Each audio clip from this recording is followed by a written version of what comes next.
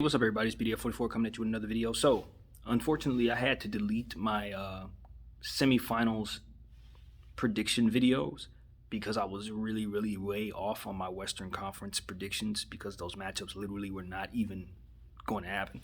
So, unfortunately, the way I had it set up was the East and the West were attached to two separate videos. So I mixed the two and I had to delete my Eastern Conference video because of it. So, what we're doing here is going to give you a bit of that Eastern Conference flavor. It shouldn't be that long of a video because I don't think too much of one of those series. But all in all, I just wanted to make sure I balanced that out because I just did one for the West, so I'll give you one for the East here.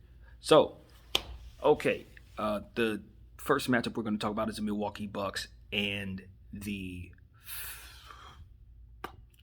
Nets, of course, Brooklyn Nets. Brooklyn took the first game. It was a hard-fought battle. James Harden went down with continuation of the same injury. I think it's a hamstring or something like that. He kind of hurt it a little bit. It's an ongoing thing for the team, so they know about. I don't think anybody was really all that surprised, but all in all, they still were able to get the victory.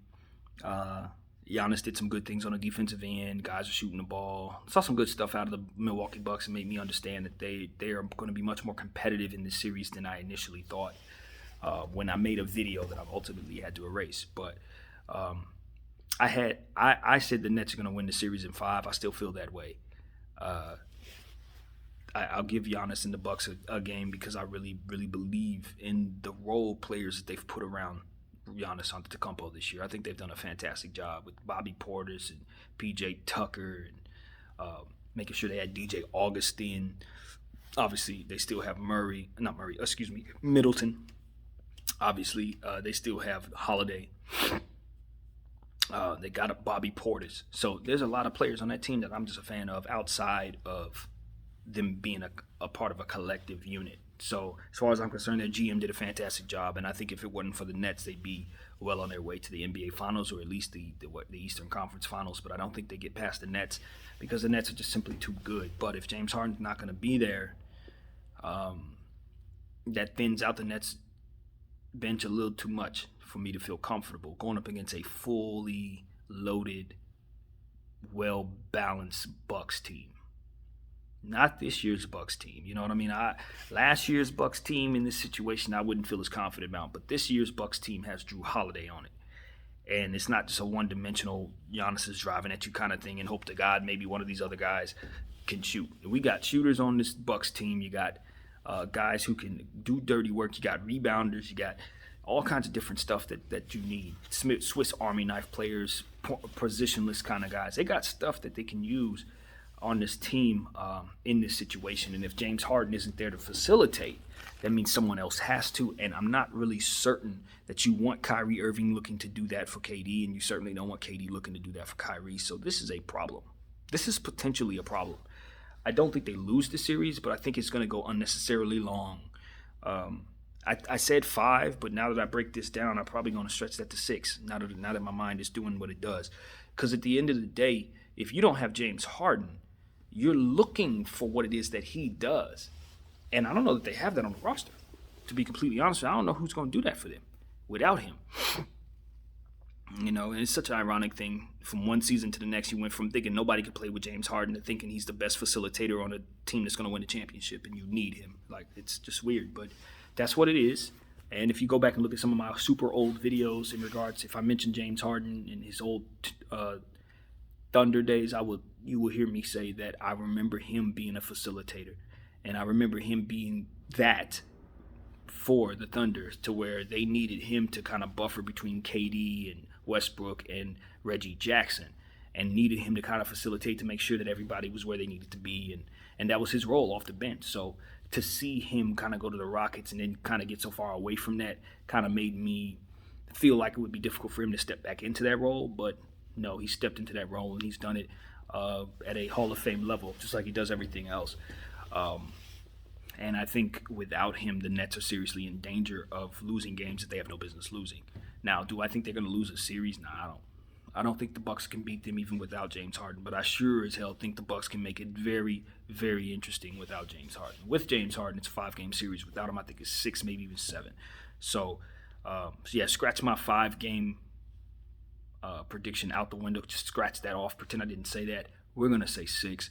I just have a lot of respect for the Bucks, and of course, James Harden not being out there does simply make things more difficult for the Nets. So that's what I got.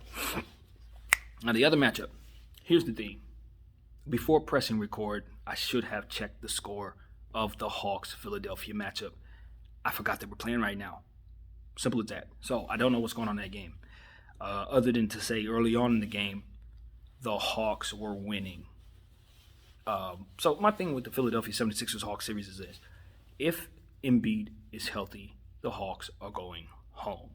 If Embiid is not healthy, the Sixers are going home. The Hawks have too many weapons. Way too many weapons coming from different angles. Shooters, interior presence, power forwards that have all-star potential, a point guard with Hall of Fame potential. You got shooting guards coming off the bench, players who are positionless, just like Milwaukee. They have a little bit of everything and enough of everything to make it difficult for everybody. And the thing about them, you say, well, do they have the superstar that can get them over the hump? And the answer is yes, he's just young. No pun intended. He's just young. So if he does turn into who he's going to be 3 years from now, he could lead them to the finals. Like, I don't think the Hawks are missing anything. They're just waiting for Trae Young to turn into mature, older Trae Young. But mature, older Trae Young, I don't know that young Trae Young can't do some of the stuff that he's going to be able to do tomorrow. Like, this dude is already great. So it's like, it's sort of like Luka Doncic kind of effect. It's like, this dude can make a difference. Like, if he steps into his best self, he could take Philly out himself. But it's just a matter of whether or not Joel Embiid's greatness is going to offset that. I respect Ben Simmons, but in this situation, he's really going to help on the defensive end, but like they're going to need his scoring. So if he doesn't look to score the basketball, and we know he's not shooting, but he's going to look to give me about 5-6 dunks in the first half if you're Ben Simmons. I want layups. Give me 10 points in the first half every game.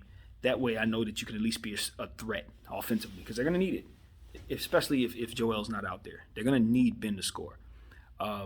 Shake Milton's a guy I want to see play more. I haven't talked enough about him.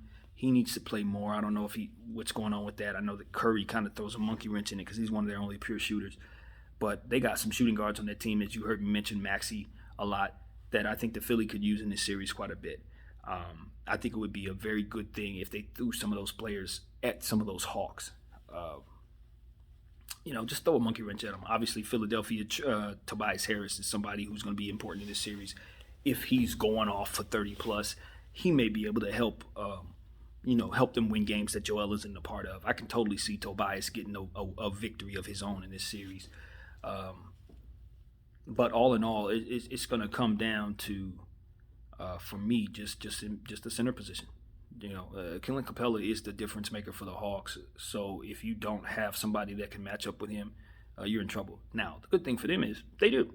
They have Dwight Howard, and they have Tony Bradley, who's had a semi-breakout with the limited role that he had this year. He really showed you that he's productive. So I think if you give him an opportunity, he may surprise you and do some really good things himself.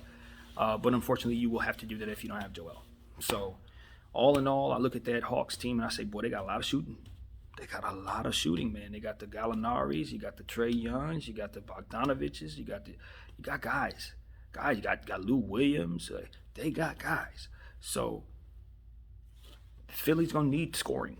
That's the story for Philadelphia 76ers. Joel's out there, he can do it. 38, 40 from Joel should get it done. But if he's not out there, them Hawks going to be shooting, bro. Joel's going to be, Clint's going to be pulling down boards, and them Hawks going to be shooting. So that's what it is. Hawks in 6. Hawks in 5. Hell, I don't even think the Philadelphia 76ers are getting 6 games out of this series if they can't get Joel in any of them. If there ain't no Joel Embiid, Hawks in 5. With Joel Embiid, Philadelphia in 5. I like the Hawks shooting. I like all that the Hawks have. But the thing that makes the Hawks different is Clint Capella's energy and strength and his ability to push people around. Joel ain't allowing none of that. Joel's not going to lose that battle to Clint. So then it just becomes about, okay, how do the Philadelphia 76ers stop that shooting? And they have the personnel for that. They have the Ben Simmons. They have the Matisse Thybulle. They have guys like Tobias who are long and fast enough to get out to the three-point line and contest those three-point shots. So I like Philly, but they got to have their full spectrum of players. You got to have Joel out there. No Joel, no way you win that series, period. So that's what I got, man. Danny Green, pay attention to him. It's Danny Green time. And we know Danny Green is hot and cold, but we also know he's won 2 championships in a row. So it's time. It's Danny Green time. And he really has had a solid season for Philly, low-key. He has. So, yeah, that's the prediction. You've heard it already. Thank you guys for watching. My name is BDF44.